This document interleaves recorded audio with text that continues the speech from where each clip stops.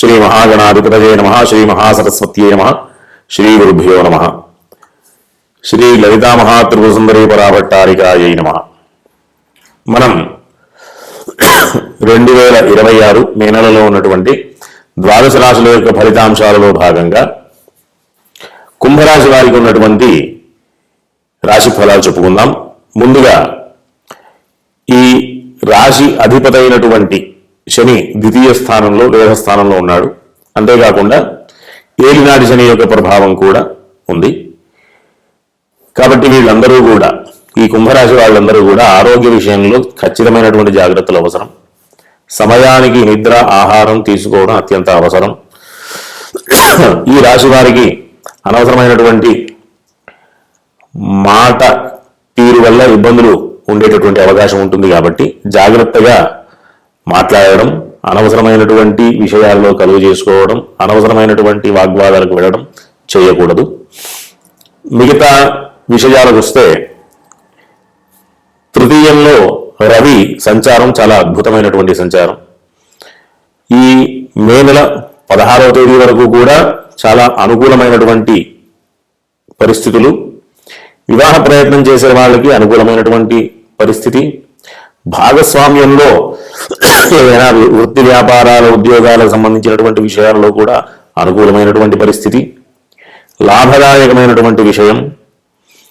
కాబట్టి వీళ్ళందరూ కూడా కేవలం ఈ శనికి సంబంధించినటువంటి విషయాలలో, అంటే ప్రతి శనివారం ఆంజనేయ స్వామి దర్శనం చేసుకోవడం, ప్రతిరోజు కూడా హనుమాన్ చాలీసా పారాయణ చేయడం, ఇట్లాంటి విషయాలు చేయడం ద్వారా మంచి ఫలితాలు పొందేటటువంటి అవకాశం. అంతేకాకుండా ఆర్థికపరమైనటువంటి విషయాల్లో అనుకూలమైనటువంటి సమయంగా చెప్పుకోవచ్చు. ఎందుకు అంటే ద్వితీయ లాభాధిపరైనటువంటి బృహస్పతి పంచమ స్థానంలో బలంగా ఉన్నాడు.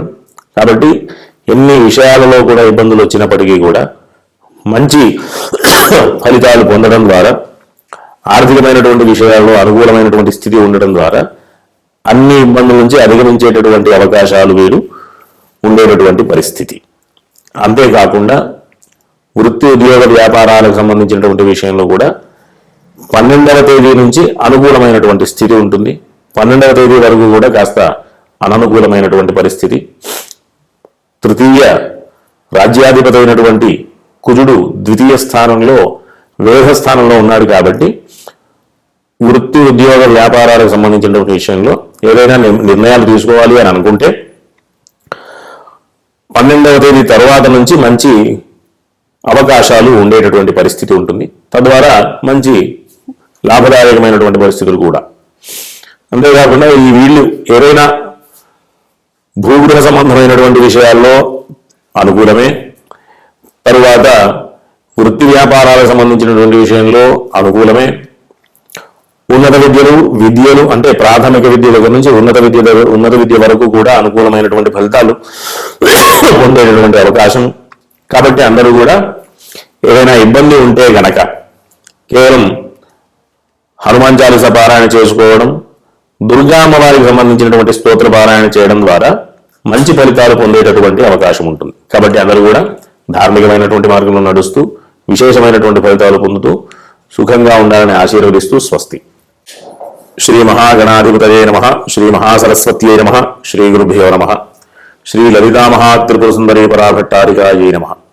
మనం 2026 మే నెలలో ఉన్నటువంటి ద్వాదశ రాశుల యొక్క ఫలితాంశాలలో భాగంగా మీనరాశి వారికి ఉన్నటువంటి రాశి ఫలాలు చెప్పుకుందాం. ముందు ఈ రాశికి అధిపతి అయినటువంటి, రాశికి తరువాత దశమ స్థానానికి అధిపతి అయినటువంటి బృహస్పతి చతుర్థ స్థానంలో అంత అనుకూలమైనటువంటి స్థితి కాదు.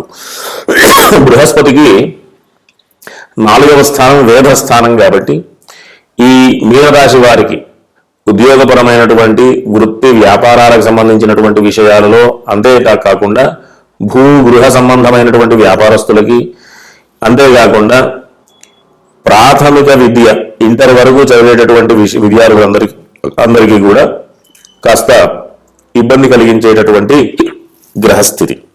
కాబట్టి ఏదైనా ప్రయత్నాలు ముందుకు వెళ్ళాలి, ప్రయత్నాలలో ఫలితాలు విజయాన్ని సాధించాలి అనుకూలమైనటువంటి ఫలితాలు రావాలి అంటే గనక ప్రతిరోజు కూడా ఈశ్వర సంబంధమైనటువంటి, ఈశ్వరుడికి సంబంధించినటువంటి స్తోత్రపారాయణ చేయడం, అవకాశం ఉన్నప్పుడు ఈశ్వర దర్శనాలు చేసుకోవడం, అంటే గురువారం రోజు ఖచ్చితంగా ఈశ్వర దర్శనం చేసుకోవడం, ఇట్లా చేయడం ద్వారా విశేషమైనటువంటి ఫలితాలు పొందేటటువంటి అవకాశం ఉంటుంది.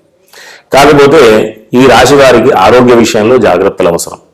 ఎందుకంటే ఏలినాటి శని, లగ్నంలో కుజుడు, అంతేకాకుండా రాశి అధిపతి వేదస్థానంలో ఉండడం, అంతేకాకుండా షష్ఠభావాధిపతి ద్వితీయ స్థానంలో, ఈ రకమైనటువంటి కాస్త అననుకూలమైనటువంటి గ్రహస్థితి ఆరోగ్య విషయంలో కాస్త ఇబ్బంది కలిగించేటటువంటి స్థితి.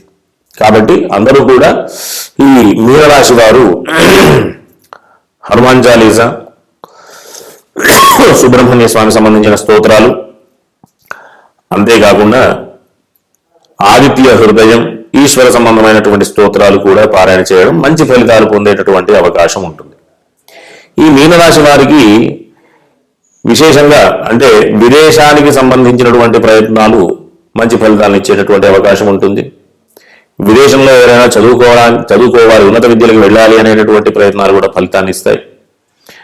అంతేకాకుండా ప్రయాణాలకు సంబంధించిన విషయాలు, విదేశ యానం సంబంధించినటువంటి విషయాల్లో కూడా అనుకూలమైనటువంటి ఫలితాలు.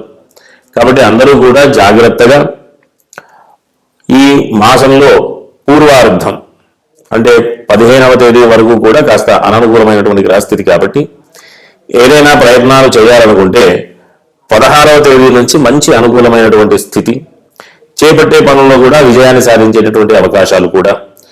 ఎందుకు అంటే రవి సంచారం అనుకూలంగా తృతీయ స్థానంలో చాలా బలమైనటువంటి రవి సంచారం ఉంటుంది. కాబట్టి అందరూ కూడా చక్కగా మొదటి అంటే 1వ తేదీ నుంచి 15వ తేదీ వరకు కూడా అంత అనుకూలమైనటువంటి గ్రహస్థితి కాదు.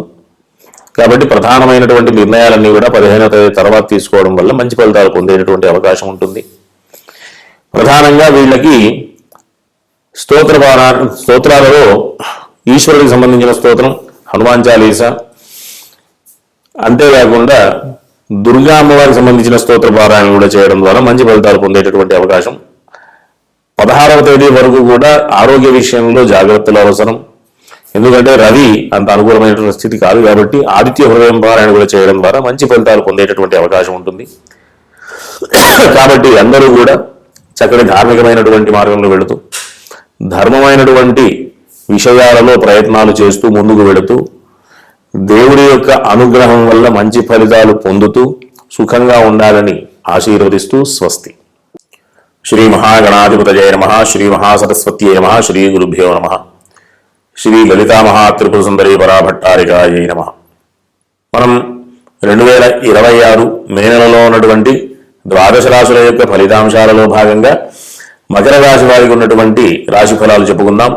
ముందుగా రాశి అధిపతి అయినటువంటి శని తృతీయ స్థానంలో బలంగా అద్భుతమైనటువంటి ఫలితాలను ఇచ్చేటటువంటి స్థితిలో ఉన్నాడు. కాబట్టి చేసేటటువంటి పనులలో మంచి విజయాన్ని సాధిస్తూ చక్కటి కీర్తి ప్రతిష్టలు పొందుతూ విశేషమైనటువంటి ఫలితాలు పొందేటటువంటి అవకాశం ఈ రాశి వారికి. అంతేకాకుండా ఈ మాసం 16వ తేదీ వరకు కూడా చతుర్థ భావంలో రవి ఉచ్చ స్థానంలో ఉన్నాడు. కాబట్టి మంచి సామాజికమైనటువంటి సంబంధాలతో మంచి విశేషమైనటువంటి పనులు చేపడుతూ, అంతేకాకుండా భూగృహ సంబంధమైనటువంటి విషయాలలో కూడా అనుకూలమైనటువంటి ఫలితాలు పొందేటటువంటి అవకాశం ఉంటుంది. తృతీయ స్థానంలో 12వ తేదీ వరకు కూడా కుజ సంచారం అద్భుతమైనటువంటి ఫలితాలు. 16వ తేదీ తరువాత నుండి కాస్త అననుకూలమైనటువంటి గ్రహ సంచారం. కాబట్టి కాస్త జాగ్రత్తలు అవసరం. ఈ రకంగా మనం చూస్తే ఈ రాశి వారికి బృహస్పతి 6వ స్థానంలో ఈ మాసమంతా కూడా ఉన్నాడు. కాబట్టి అంత అనుకూలమైనటువంటి స్థానం కాదు అది. బృహస్పతికి వేదస్థానం షష్ఠభావం. కాబట్టి గోచారంలో బృహస్పతికి 6వ స్థానంలో ఉండడం మంచిది కాదు. కాబట్టి ఈ మాసమంతా కూడా ఈ మకర రాశి వారు ఏం చేయాలి అంటే అవకాశం ఉన్నంత వరకు ఈశ్వర దర్శనాలు చేసుకోవడం, ప్రధానంగా గురువారం రోజు చేసుకుంటే విశేషమైనటువంటి ఫలితం. ప్రతిరోజు కూడా ఈశ్వరుడికి సంబంధించినటువంటి స్తోత్రపారాయణ చేసుకోవడం ద్వారా మంచి ఫలితాలు పొందేటటువంటి పరిస్థితి. కాకపోతే ఈ రాశి వారికి శుక్ర సంచారం 16వ తేదీ వరకు కూడా అనుకూలంగా ఉంది. 16వ తేదీ తరువాత నుంచి కాస్త అననుకూలమైనటువంటి పరిస్థితి. కాబట్టి కాస్త మానసికమైనటువంటి విషయాలలో అంటే ఒత్తిళ్లు ఉండేటటువంటి అవకాశం ఉంటుంది 16వ తేదీ తర్వాత నుంచి. అంతేకాకుండా వృత్తి వ్యాపారాలు చేసేటటువంటి ఉద్యోగాలు చేసే వాళ్ళందరికీ కూడా 16వ తేదీ వరకు చాలా అనుకూలమైనటువంటి పరిస్థితి. విశేషంగా వేరే గ్రహ సంచారం కూడా అనుకూలంగా ఉంది. కాబట్టి కేవలం ఈ 16వ తేదీ తర్వాత నుండి కాస్త జాగ్రత్తలు అవసరం. ఏం జాగ్రత్తలు తీసుకోవాలి అంటే ప్రతిరోజు కూడా చెప్పాను కదా, ఈశ్వర సంబంధమైనటువంటి స్తోత్ర పారాయణ చేయడం, లక్ష్మీ అష్టోత్తర స్తోత్రం పారాయణ చేయడం, ఈ రకమైనటువంటి ప్రయత్నాలు చేయాలి.